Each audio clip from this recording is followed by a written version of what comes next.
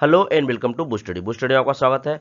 आज दिनांक है 21 अगस्त 2021 और 21 अगस्त 2021 के 10 महत्वपूर्ण करंट अफेयर के प्रश्न और उन प्रश्नों से रिलेटेड जितने भी महत्वपूर्ण तथ्य हो सकते हैं इस वीडियो में आपके साथ साझा किया जाएगा। इस वीडियो के आखिरी में हमेशा की तरह कल वाले प्रश्न का आंसर दिया जाएगा और आज आपके लिए एक नया प्रश्न रखा गया है जिसका आंसर आपको कमेंट बॉक्स में देना है। ध्यान रहे, जब मैं कल वाले प्रश्न का आंसर देने जाऊंगा उस वक्त आपको 2 कमेंट को शो करूंगा और ये कमेंट उन 2 व्यक्तियों का होगा जिन्होंने कल वाले प्रश्न का आंसर बहुत ही बेहतरीन ढंग से दिया हुआ है।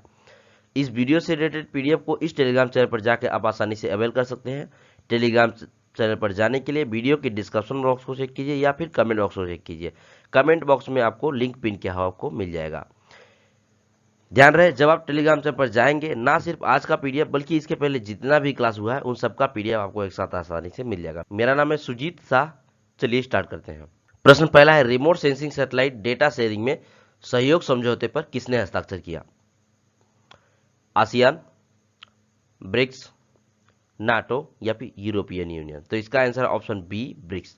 ब्रिक्स कंट्रियों ने मिलकर remote sensing satellite data sharing में सहयोग समझौते पर हस्ताक्षर किया हुआ है। तो अब बात है ब्रिक्स की। तो ब्रिक्स का स्थापना हुआ था वर्ष 2006 में।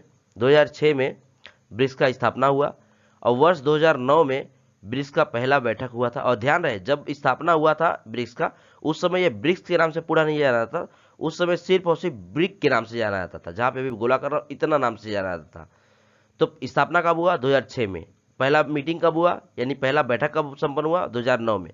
और आप ये जो देख रहे हैं आखिरी में एस यानी साउथ अफ्रीका, वर्ष 2010 में जुड़ा हुआ था। तो परीक्षाओं में कई बार पूछ लिया जाता है कि ब्रिक्स का स्थापना, तो कंफ्यूजन हो जाता है बहुत। ब्रिक्स का स्थापना हुआ था वर्ष 2006 में, पहली बैठक 2009 में। साउथ अफ्रीका कब जुड़ा था? 2010 में। और इसी के साथ ये बन गया ब्रिक्स, यानी कि ब्राजील, रसिया, अपना प्यारा भारत देश इंडिया, चाइना और साउथ अफ्रीका। और इसी ऑर्डर में, जिस ऑर्डर में मैंने नाम बोला और जिस ऑर्डर में लिखा हुआ है, इसी ऑर्डर में इसकी अध्यक्षता भी किया जाता है। इस साल 2021 में इंडिया ब्रिक्स का अध्यक्षता कर रहा है और इसके पहले रसिया कर रहा था 2020 में, और 2022 में करेगा चाइना ब्रिक्स का अध्यक्षता। इतना आपको याद रखना है इस प्रश्न से संबंधित। प्रश्न दूसरा है, कौन सा हाईवे देश का पहला इलेक्ट्रिकल व्हीकल फ्रेंडली हाईवे बन गया है? दिल्ली चंडीगढ़, दिल्ली अंबाला, जम्मू बनिहाल या फिर जलंधर अमृतसर? तो इसका आंसर है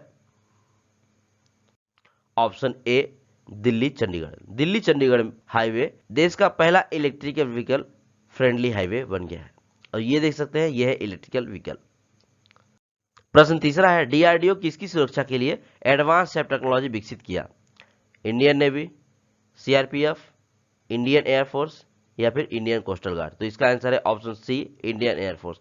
इंडियन एयरफोर्स की सुरक्षा के लिए defence research and development organisation यानी डीआरडीओ ने एडवांस सेफ टेक्नोलॉजी को विकसित किया। इस टेक्नोलॉजी के यूज करने से इंडियन एयरफोर्स की फाइटर प्लेन को रडार में पकड़ पाना लगभग नामुमकिन हो जाएगा, जिससे इंडियन एयरफोर्स की फाइटर प्लेन किसी भी एरिया को जाकर निगरानी और अपनी देश की सुरक्षा को इंश्योर कर सकती है।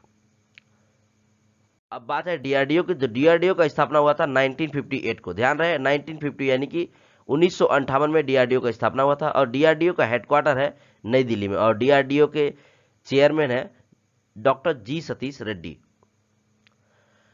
और इंडियन एयरफोर्स की बात किया जाए तो इंडियन एयरफोर्स का स्थापना हुआ था 8 अक्टूबर 1932 को और इंडियन एयरफोर्स का हेडक्वार्टर है नई दिल्ली में और इंडियन एयरफोर्स के चीफ है आरकेएस भदौरिया यानी कि राकेश कुमार सिंह भदौरिया।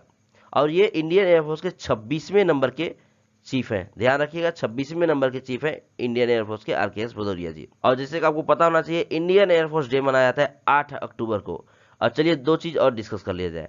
8 अक्टूबर को मनाया जाता है इंडियन एयरफोर्स डे, तो इंडियन नेवी डे मनाया जाता है 4 दिसंबर को और इंडियन आर्मी डे मनाया जाता है 15 जनवरी को। आपको इतना चीजें याद रखना है इस प्रश्न से संबंधित। प्रश्न चौथा है, किसने आईआईटी हैदराबाद में स्थापित आर्टिफिशियल इंटेलिजेंस में अनुसंधान एवं नवाचार केंद्र का उद्घाटन किया? राजनाथ सिंह, निर्मला सीतारमण, नरेंद्र सिंह तोमर या फिर धर्मेंद्र प्रधान? तो इसका आंसर है ऑप्शन डी, धर्मेंद्र प्रधान। केंद्रीय शिक्षा मंत्री धर्मेंद्र प्रधान ने आईआईटी हैदराबाद में आर्टिफिशियल इंटेलिजेंस में अनुसंधान एवं नवाचार केंद्र का उद्घाटन किया। ये बिल्डिंग है आईआईटी हैदराबाद की और ये चित्र देख सकते हैं। प्रश्न पांचवा है, किसने सोशल मीडिया पर अपने पहल को बढ़ावा देने के लिए कॉमिक हीरो चाचा चौधरी को शामिल किया? Faridabad smart city limited, Hyderabad smart city limited, Kanpur smart city limited या फिर जोधपुर स्मार्ट सिटी लिमिटेड? तो इसका आंसर है option A, Faridabad smart city limited ने सोशल मीडिया पर अपने पहल को बढ़ावा देने के लिए कॉमिक हीरो चाचा चौधरी को शामिल किया है। और ये देख सकते हैं कॉमिक में कैसे रिप्रेजेंट किया गया है चाचा चौधरी जी को। प्रश्न 6वां है, हाल ही में आई रिपोर्ट के अनुसार क्रिप्टो अपनाने में भारत किस स्थान पर रहा? पहले स्थान, दूसरे स्थान, तीसरे स्थान या फिर चौथे स्थान? तो इसका आंसर है ऑप्शन दूसरा, यानी कि दूसरे स्थान पर भारत रहा है। और पहले स्थान पर रहा है वियतनाम और दूसरे स्थान पर रहा है भारत। और ये टोटल 154 देशों का लिस्ट रहा है, जिसमें हमारे देश भारत ने दूसरे स्थान पर अपना जगह बनाया हुआ है। और जिसे आप ये देख सकते हैं, ये है कुछ बिटकॉइन के नाम, कई तरह के हैं, आप देख सकते हैं यहाँ पे। प्रश्न 7वां है, कहां पर कारखंडर योजना शुरू की गई? उत्तर प्रदेश, जम्मू कश्मीर, लद्दाख या फिर दिल्ली? तो इसका आंसर है ऑप्शन बी, जम्मू कश्मीर। जम्मू कश्मीर में कारखंडर योजना शुरू की गई है। दरअसल ये योजना शिल्पकारों और बुनकरों के लिए शुरू किया गया है। अब बात है जम्मू कश्मीर की, तो जम्मू कश्मीर की लेफ्टिनेंट गवर्नर है मनोज सिन्हा। जी हाँ, लेफ्टिनेंट गवर्नर, आपने सही सुना, क्योंकि जम्मू कश्मीर एक यूनियन टेरिटरी है। और ये यूनियन टेरिटरी कब बना था? 31 अक्टूबर यानी कि 31 अक्टूबर 2019 को यूनियन टेरिटरी बना था जम्मू कश्मीर। और जम्मू कश्मीर की 2 कैपिटल है, एक है श्रीनगर और एक है जम्मू। श्रीनगर है ग्रीष्मकालीन कैपिटल और शीत ऋतु में कैपिटल होता है जम्मू। आपको इतना याद रखना है इस प्रश्न से संबंधित। प्रश्न 8वां है, विद्यासागर कनाडे किस राज्य के लोकायुक्त के रूप में शपथ लिए? महाराष्ट्र, केरल, पंजाब या फिर ओडिशा? तो इसका आंसर है ऑप्शन ए, महाराष्ट्र। महाराष्ट्र के लोकायुक्त के रूप में विद्यासागर कनाडे ने शपथ लिया हुआ है। आप फोटो में देख सकते हैं, ये है जो ब्लैक पहने हुए हैं, ये है विद्यासागर कनाडे।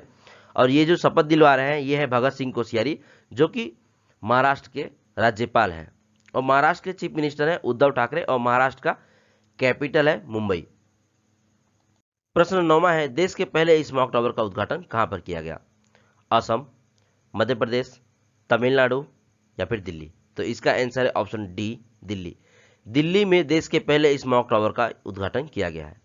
यह है दिल्ली के मुख्यमंत्री अरविंद केजरीवाल जी और दिल्ली के लेफ्टिनेंट गवर्नर है अनिल बैजल। आपको इतना याद रखना है इस प्रश्न से संबंधित।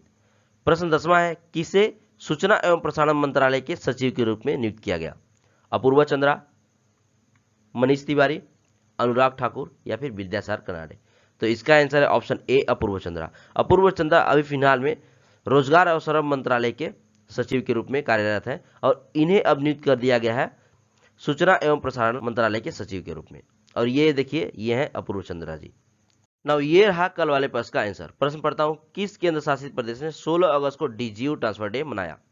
तो इसका आंसर था पुदुचेरी। बहुत से लोगों ने ऑप्शन ए आंसर के रूप में लिखा, तो कई लोगों ने लिखा answer of the day is option A, Puducherry. तो वहीं पर देखिए सुदर्शन शाह, बलिंदर पुनिया और बहुत से लोगों ने उसके बारे में बहुत सी विस्तृत जानकारी लिखा।